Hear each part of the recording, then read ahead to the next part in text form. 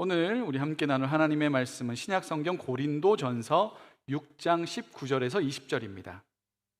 고린도전서 6장 19절에서 20절 두 절 말씀인데 우리 함께 읽도록 하겠습니다. 시작.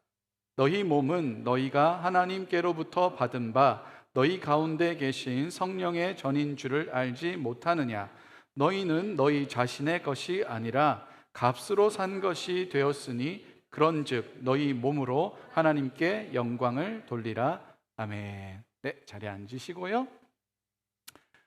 우리 지난주부터 레브 쇼메아, 듣는 마음이라는 말씀 키워드를 가지고 이야기를 나누고 있습니다. 첫 번째 시간으로는 잘 듣기 위해서는 잘 멈추는 게 필요하다. 어떤 상황이나 감정이 욱 하고 올라왔을 때 제일 먼저 해야 되는 건 잠시 멈춤, 그리고 내가 누구인지를 기억할 것, 그리고 그 상황에서 어떤 선택을 하는 게 하나님께 기쁨이 될지를 잘 분별해서 선택할 것. 그러면 여기에서 오는 유익은 이전보다는 더 나은 선택들을 할 수 있고요, 그 선택을 통해서 우리의 삶을 조금 더 예수님을 닮아갈 수 있게 된다. 여러분이 감정을 가지고 어떤 상황 속에서 감정을 폭발시켜서 한 결정들은 후회로 남을 때가 많습니다. 그러니 잠시 멈추는 지혜가 필요하고 그때 잘 듣는 은혜가 필요하다라는 말씀을 나눴고요. 오늘은 두 번째, 몸이 하는 소리를 잘 듣는 것에 대한 이야기를 나누려고 합니다. 여러분, 그 감수성 풍부하다는 말 들어보셨습니까? 이 사진을 보면 어떤 생각이 드세요? 어떤 분들은 낙엽이네, 어떤 분들은 눈물이 핑 돌면서 저 낙엽은 얼마나 아플까. 이 정도 되면 약간 이제 조금 그 상담을 오세요. 그리고 어떤 분들은 이것도 지나가면 한 살 더 먹네, 뭐 이런 생각을 하실 수도 있습니다만은, 어떤 상황을 보고 그것을 민감하게 분석하거나 거기에 감정을 이렇게 들이는 건 꽤나 영적인 작업에는 도움이 됩니다. 그래서 영성의 출발은 감수성이다라는 말도 있어요. 실제로 영성 훈련을 할 때 꽃 화병을 이렇게 하나 갖다 놓고 하나님을 묵상합니다.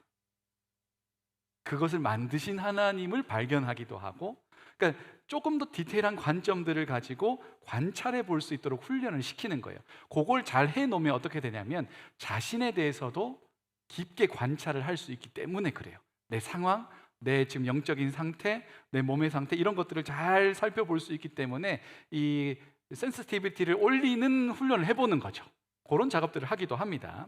그런데 기독교에서 유난히 조금 덜 발달된 부분이 뭐냐면 몸이라는 부분입니다. 몸이라는 부분. 사람이란 존재가 무엇으로 구성되어 있을까요? 기독교에서 몇 가지로 이렇게 좀 구분을 하는 방법이 있어요. 3분법, 2분법 이렇게 나누는데, 3분법은 영혼, 육 이렇게 나눕니다. 2분법은 영혼과 육체 이렇게 나눕니다. 구분을 해보면 굳이 좀 구분을 해보자면, 영은 하나님을 경험하고 교제하는 부분을 가리킨다면, 혼은 우리의 정신이나 감정적인 부분을 담당하고 있다고 보고, 육체는 그 영과 혼을 담아서 실제로 내 삶에서 피지컬리하게 움직여 나가는 부분을 육이라고 부르는 거예요. 그런데 이런 구분을 할 때 은근하게 깔려 있는 게 뭐냐면, 영은 중요하고 육은 덜 중요할 수도 있다는 생각입니다. 원래 성경은 육체 자체를 덜 중요하게 생각하지 않아요. 영혼, 육 구분할 수는 있지만 통합적인 하나의 유기체로 표현할 때가 훨씬 많습니다. 그 대표적인 구절이 오늘 우리가 읽은 구절입니다. 우리 19절 말씀 다시 한번 읽어보도록 하겠습니다. 19절 말씀 시작. 너희 몸은 너희가 하나님께로부터 받은 바 너희 가운데 계신 성령의 전인 줄 알지 못하느냐. 너희는 너희 자신의 것이 아니라. 여기 보면 몸이라는 말이 나오잖아요. 이 몸이라는 게 소마라는 단어입니다. 소마.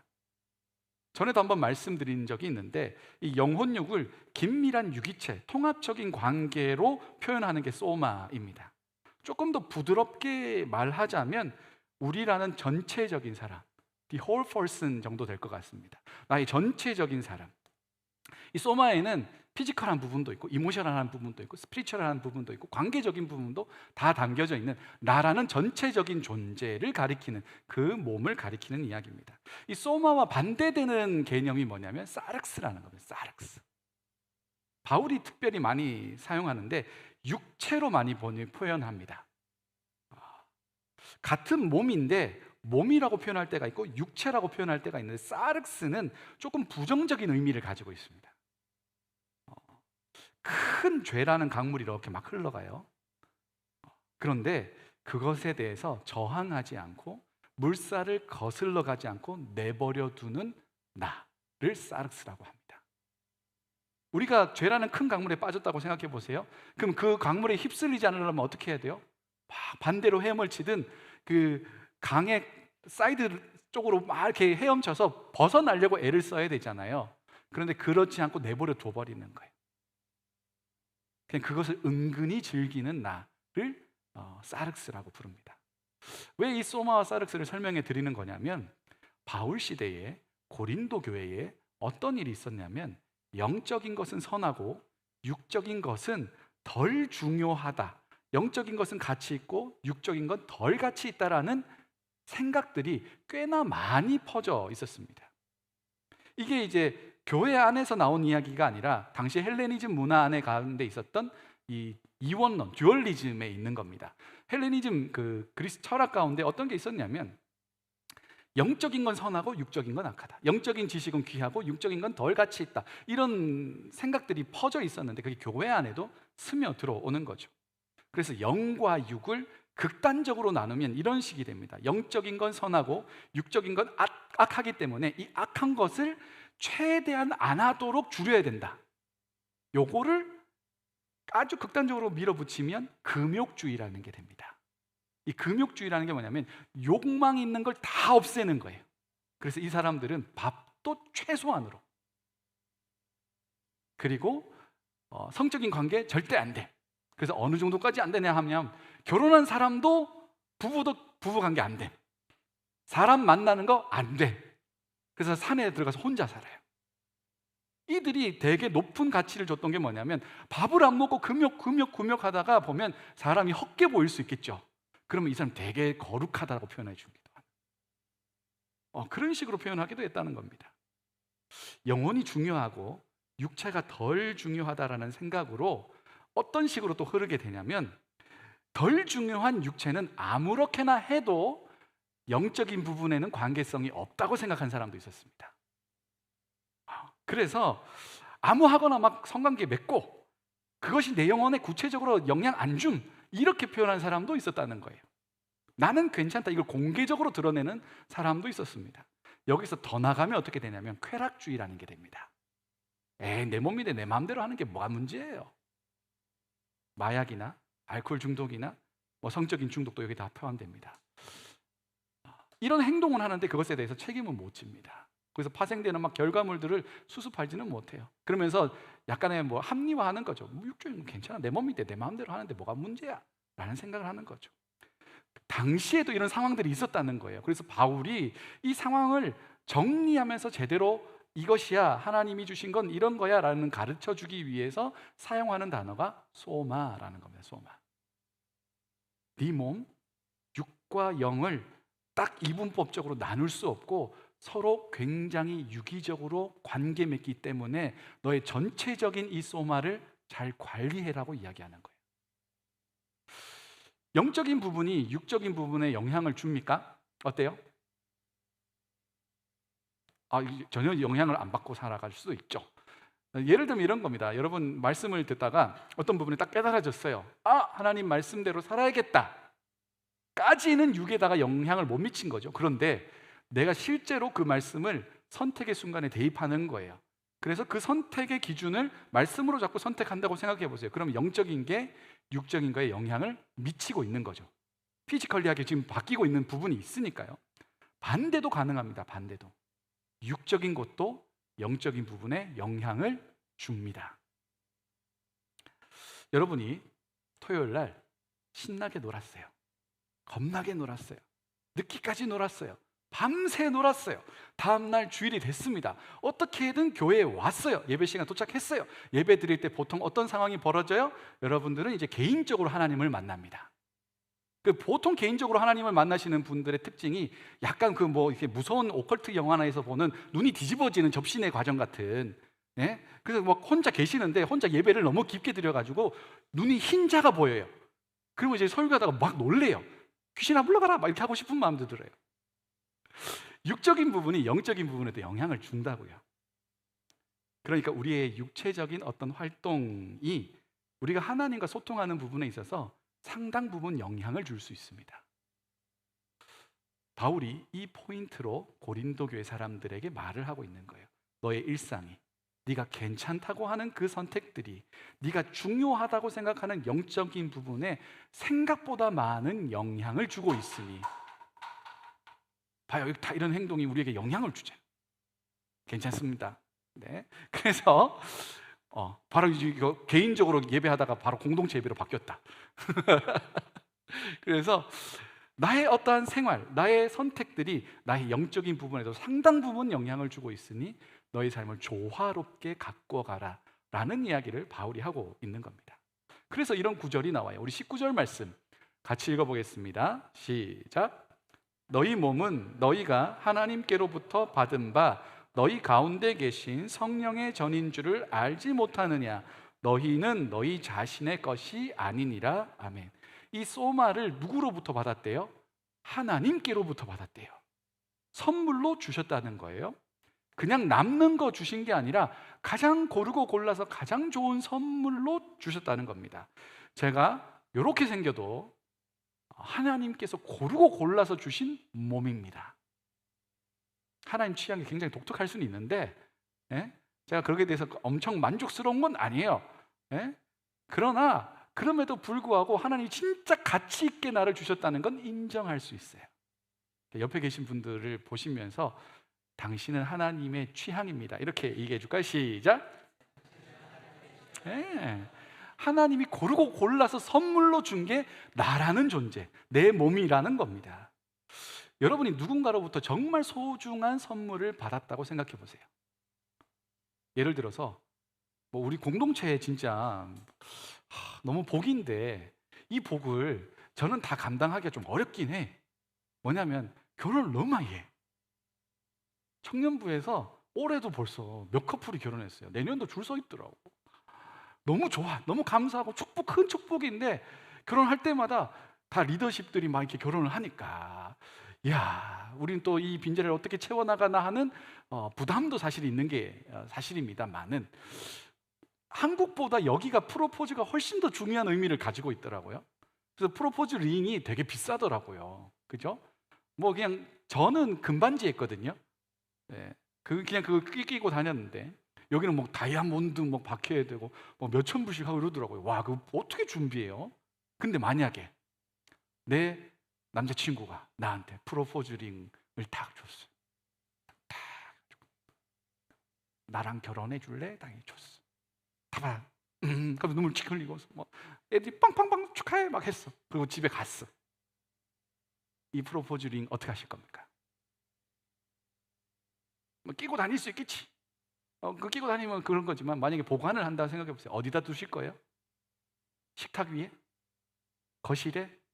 신발장에? 어디 둘 거예요? 내가 생각하기에 가장 안전한 곳, 혹은 내가 열어봤을 때 가장 만족을 주는 자리에 두겠죠. 왜냐하면 소중하니까. 선물이라는 게 그런 의미를 가지고 있는 거예요. 하나님이 우리라는 존재, 우리 몸이라는 존재를 선물로 주셨대요.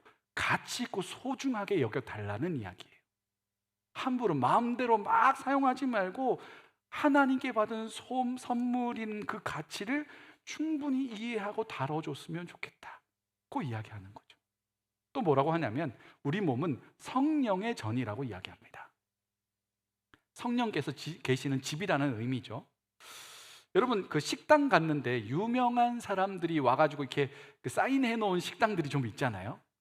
제 사실은 이렇게 토론토 와가지고는 그런 식당을 많이 못 다녀봐서, 힙한 데는 못 다녀봐가지고 아직 그런 건 잘 못 봤는데, 제가 있던 그 서울이나 포항에서는 유명한 연예인들의 사인이 많이 담긴 그런 식당을 꽤나 많이 다녔습니다. 되게 맛집인 것 같아가지고 갔단 말이죠. 그런 집에 혹시 여러분들도 가보신 적이 있는지 모르겠는데 8월 22일 날 누구 오는지 아세요? 네, 8월 22일 날 그 BTS. 뭐 이제 우리 여러분 시대는 아니구나. 여러분은 뭐 이렇게 뭐 조용필입니까? 그건 아니고 셀랭디온 이런 겁니까? BTS 8월 22일 날 오는데 그날 토론토시에서 엄청 큰 이벤트를 준비하더라고요. 그 시티라이트를 다 보라색으로 바꾸겠다 뭐 이렇게 이야기하기도 하고 거리도 만들겠다 뭐 이런 이야기도 합니다. 그런데 이 기간에 아마도 많은 매스컴에서 뭘 하겠어요? BTS가 어디서 먹고 어디서 자고 뭐 하는지에 대해서 막 찾아볼 겁니다. 그 사람들이 아무 데서나 먹고 아무 데서나 자진 않겠죠. 그죠? 좋다는 집에 가서 맛있다는 집에서 먹겠죠. 그리고 굉장히 안락하고 좋은 숙소에서 잠을 자겠죠. 진짜 맛있는 집, 진짜 고급스러운 숙소에서 잠을 잘 겁니다. 그런데 우리는 오늘 본문에 의하면 하나님이 거하시는 집이라고 이야기합니다. 템포러리로 있는 게 아니고 퍼머넌트하게 아주 영구적으로 우리 가운데 계시는 거라고 이야기합니다. 우리가 대단히 고급스러워서 우리 가운데 계실까요? 우리가 대단히 맛집이라 가지고 우리 가운데 계실까요? 아니면 주님께서 우리를 엄청 대단하게 보시기 때문에 우리 가운데 계실까요? 그러지 않다고요. 하나님이 우리를 사랑하시기 때문에 우리 안에 계십니다. 우리는 성령께서 거하시는 집, 숙소입니다. 다른 말로 이야기하면 널 혼자 두지 않을 거야 라는 이야기입니다. 그런데 한편 생각해 보시면 내 안에 성령님이 계신다고 생각해 보세요. 그걸 늘 경험하며 사시면 참 좋겠습니다만은 그러지 못할 때가 많으니까 생각이라도 해봅시다. 우리 안에 계시는 성령님은 우리라는 존재 안에 같이 거하시면서 편안하실까요? 쾌적하실까요? 우리 안에 거하시면서 행복하실까요? 어떨 것 같으세요?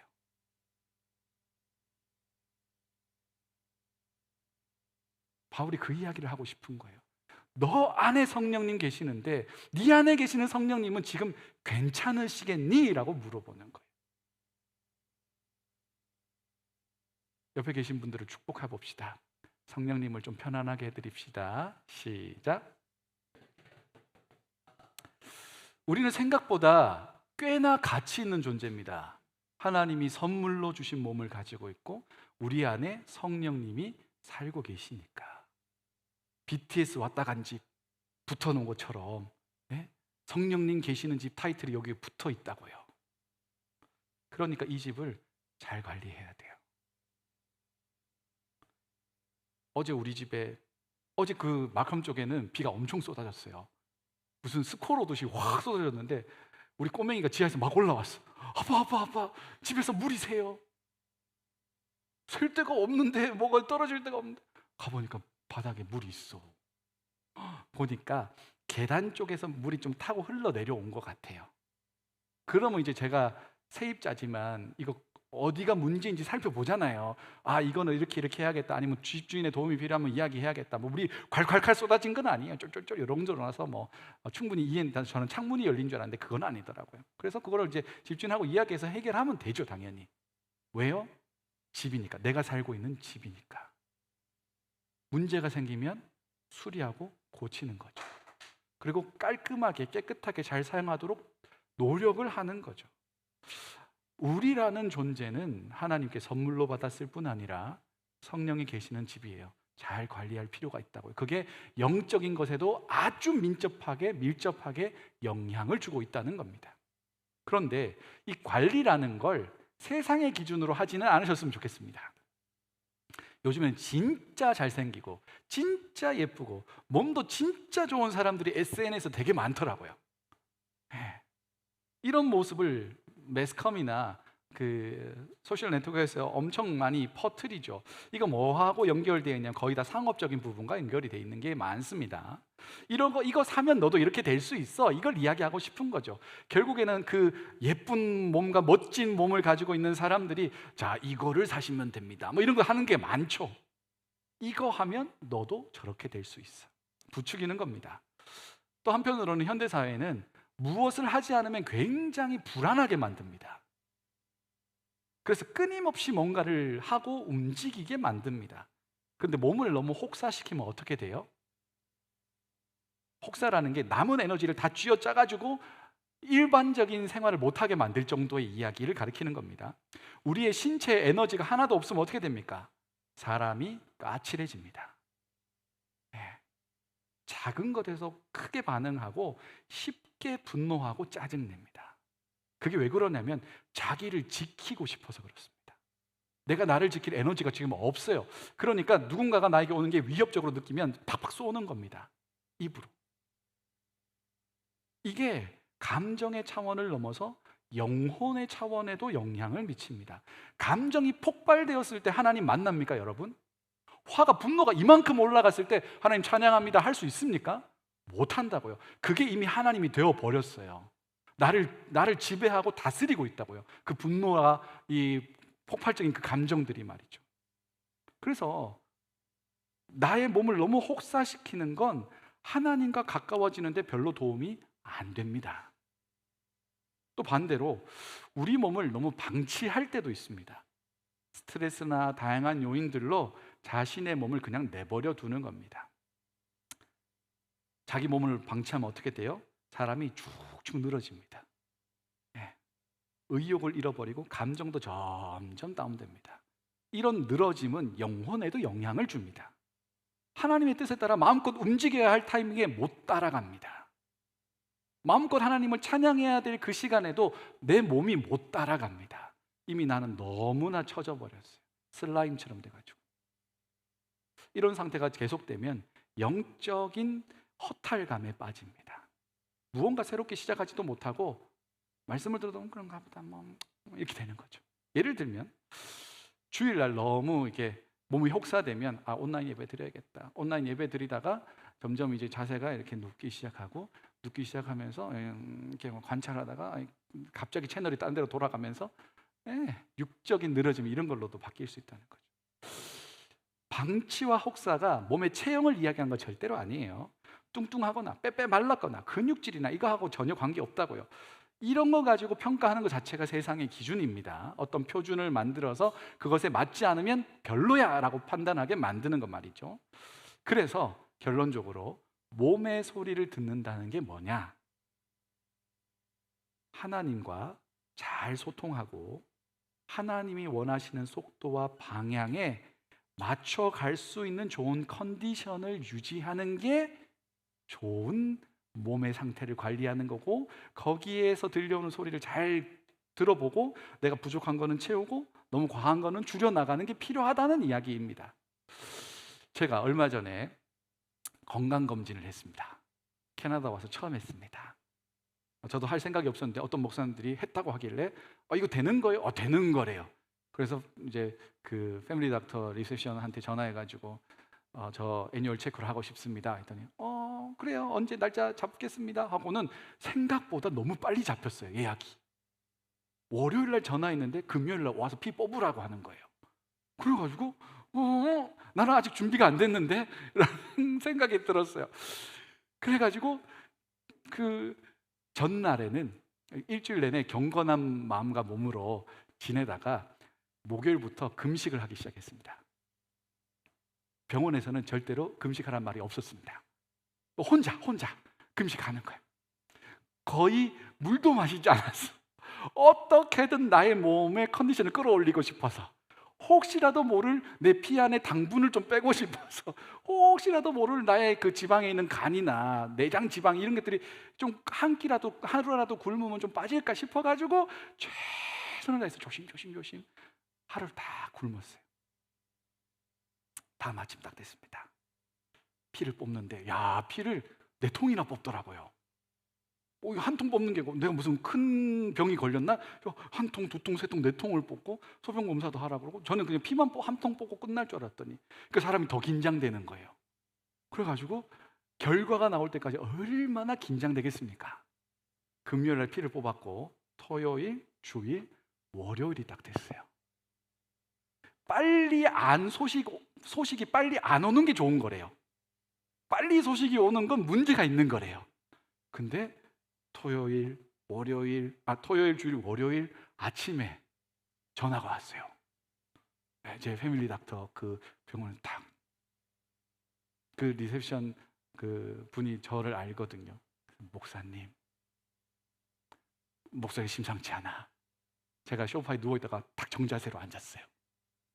침 한번 꼴깍 막히고 네, 들을 준비가 됐습니다. 말씀하십시오. 그랬더니 이분이 목사님 검사 결과가 하고 점점점점점 약간 뭐 줬다 폈다 하듯이 빨리빨리 그냥 기계적으로 이야기해줘도 되는데 목사님 결과가 콜레스테롤, 당뇨, 뭐 각종 수치가 너무 좋아요. 1년에 한 번씩 검사하시면 되겠습니다. 하고 감사합니다. 끊고 나서 긴장이 싹 풀리는 너무 좋더라고요. 그래가지고 고기를 사와서 구워 먹었습니다. 이게 사람이 화장실 들어갈 때랑 나올 때랑 다르다고 검사 전에는 막 금식하다가 검사 결과 나오니까 바로 아들한테 고기 사러 가자! 그래가지고 고기 또 과하게 구워 먹었어요. 단순히 건강검진 이야기지만 한편으로 이런 생각을 하게 됐습니다. 건강검진 하는데도 받고 울면서 어떻게든 수치가 좋게 나오기를 바라는 나인데 하나님과 소통하고 경험하면서 살아가게 하는 이 나의 몸으로서의 관점에는 별 관심이 없다는 걸 알았어요. 우리 몸이 하나님이 거하시는 전인데 이 전이 괜찮은지는 별로 생각 안 하는 거예요. 그래서 이것을 20절에는 이렇게 표현하고 있습니다. 20절 말씀 같이 읽겠습니다. 시작. 값으로 산 것이 되었으니 그런즉 너희 몸으로 하나님께 영광을 돌리라. 아멘. 너희 몸으로 하나님께 영광을 돌리라. 우리에게 몸을 주신 목적입니다. 우리 몸을 통해 하나님이 기대하시는 겁니다. 그게 뭐예요? 하나님께 영광을 돌리는 거예요. 다이어트도 좋고 피트니스 가는 것도 좋습니다. 그런데 그거 왜 하는지를 좀 생각해 보세요. 저는 그걸 말할 자격이 매우 부족한 사람이라는 걸 알고 있습니다. 많은 몸을 우상처럼 섬기지는 않으셨으면 좋겠습니다. 그러니까 소마로서의 몸을 관리하는 목적은 내 몸을 조각같이 만드는 것, 그거 아니고 하나님과의 원활한 관계, 하나님이 원하시는 것을 즐겁게 할 수 있는 컨디션을 만드는 게 중요하다는 이야기입니다. 이 기준으로 이번 한 주 몸의 소리를 잘 들어보시면 좋겠어요. 너무 늘어져서 하나님 가자 할 때 못 갈 정도라면 좀 산책이라도 시작하세요. 네. 너무 많이 먹어서 뚱뚱해졌다 이거 말고 내가 먹는 것에 너무 집착해서 하나님 보시기에 하나님 원하시는 것에 맞춰 따라가지 못한다면 그 하나님께 드릴 시간과 물질과 에너지를 이곳에 너무나 허비하고 있다면 그것도 정리해 볼 수 있는 거죠. 아니면 운동을 시작해 볼 수도 있을 겁니다. 뭔가 대단한 일을 하는 건 뭐 그것도 좋겠지만 그냥 매일의 일상에서 하나님을 기억하고 하나님과 동행하기 위해 그걸 좋게 만드는 컨디션을 유지하는 것, 먹고 자고 일하고 관계 맺고 하는 것, 해야 될 건 잘하고 하지 말아야 할 건 안 하면서 무엇이 내가 하나님 보시기에 좋은 컨디션을 유지하는 것인지를 잘 들어보시라고요. 우리는 이미 그 소리를 듣고 있습니다. 무시할 뿐이지. 그렇게 하루하루를 몸이 보내는 나의 전체적인 인간, 나의 전체적인 존재가 보내는 소리를 잘 듣다 보면 그렇게 하루하루를 살아가다 보면 여러분의 삶은 일상의 예배가 될 겁니다. 그렇게 살아가는 삶 가운데 나와 주변의 사람들이 하나님이 참 좋으신 분이라는 걸 알게 될 겁니다. 이 사람이 과격한 분노가 줄어들고 되게 대단했던 욕구들이 좀 정리가 되고 난잡했던 것들도 정리가 되고 아니면 너무 무기력했던 삶에서 좀 활력 있어지고 선택을 할 때 꽤나 일관성 있는 기준으로 선택을 하는 것을 보게 되고, 내가 먹는 것, 사람 만나는 것, 어떤 활동을 하는 것, 그게 질서가 점점 잡혀가는 걸 보면서 사람 달라졌네? 라는 이야기를 듣게 될 거라고요. 사실은 그게 하나님께 영광을 올려드리는 방법입니다. 이곳에서 멋지게 하나님께 영광 올려드립니다. 좋습니다. 근데 이거하고 완전히 구별된, 완전히 단절된 일상을 살아간다면 하나님은 굉장히 실망스러울 겁니다. 예배할 때는 너무 멋진데 일상은 그러지 않아요. 그 하나님과 동행하는 일주일의 삶에서 하나님은 전혀 없이 내 마음대로 살아요. 그 하나님 볼 때 되게 당황스러운 지점입니다. 근데 하나님은 어디에 계세요? 우리의 일상의 일주일의 삶의 자리 가운데 성령의 전인 우리와 함께 하고 계시는 거예요. 여기서 열심히 하는 것처럼 일상 가운데도 하나님을 의식하면서 살아보시는 게 좋겠다는 거죠. 그렇게 그 기준으로 내 몸이라는 걸 잘 만들어 다듬어 가다 보면 어느샌가 내 삶이 굉장히 질서가 잘 잡히고, 하나님 계시기에 쾌적하고, 하나님 가자 할 때 민첩하게 움직일 수도 있고, 하나님께서 달라 할 때 민첩하게 드릴 수도 있고, 그런 아주 좋은 컨디션의 소마를 만들어 갈 수 있다는 겁니다. 자, 나라는 존재, 내 몸 소중합니다. 나의 영혼과 육체, 나의 신앙과 삶을 분리시키지 말고 일상으로 붙여서 살아가기를 바라요. 여러분 안에 계신 성령께서 불편해하실 만한 것들이 무엇인지를 잘 들어보세요. 일상 가운데 참 많을 수도 있겠습니다. 아니면 일상 가운데 하나님이 굉장히 기뻐하실 만한 것들이 무엇인지 잘 들어보세요. 그거 더 열심히 하시면 됩니다. 할 건 잘하면 되고, 하지 말아야 될 거는 안 하면 됩니다. 이 기준을 가지고 소리를 들어보시면서 한 주를 살아가시다 보면 꽤나 밸런스 있는 몸과 마음과 영적인 부분을 챙겨갈 수 있을 것 같습니다. 사랑하는 여러분, 잘 들으세요. 그러니까 말씀 잘 들은 게 아니고 일주일 잘 들으면서 하나님 음성에 귀 기울이면서, 내 몸이 보내는 신호에 귀 기울이면서 잘 관찰하면서 일주일을 멋지게 사시고요. 다음 주에 만나면 좋겠는데 다음 주에 제가 없어요. 다음 주 저는 이제 휴가를 갑니다. 그래서 다른 목사님이 오셔서 말씀을 전해 주실 때 여러분 귀 기울여 잘 들어주시고, 또 일주일 살아온 이야기들을 여러분 친구들과 함께 잘 나누면서 또 그 다음 주에 만나서 우리가 함께 기쁨을 누렸으면 좋겠습니다. 여러분의 몸 되게 소중합니다. 그래서 그 굉장히 유치한 동작을 해보도록 하겠습니다. 이런 게 나름 도움이 될 때가 있더라고요. 자, 손을, 나는 하나님이 기뻐하시는 성전이 될 겁니다. 자, 요때까지만 하면 좀 어렵죠. 나는 하나님이 기뻐하시는 성전이 될 겁니다. 한 주간 그렇게 멋지게 좀 살아보시고 다시 만나면 좋겠습니다. 기도하겠습니다. 아버지 하나님, 우리라는 사람 영혼과 육체로 딱 구분해서 살아가는 것 아니라 유기적으로 연결되어 살아가는 존재임을 압니다. 하나님, 우리의 일상이 신앙과 분리되지 않게 도와주시고 하나님 거하시는 전으로서 아름답게 살아낼 수 있도록 도와주시옵소서. 세상의 기준에 나를 맞추려 하지 않고 하나님 보시기에 또 하나님 쾌적하실 수 있는 몸과 마음을 잘 구성해 나갈 수 있는 일상 살아가도록 주님 도와주옵소서. 감사드리며 예수님 이름으로 기도합니다. 아멘. 우리 함께 찬양하겠습니다.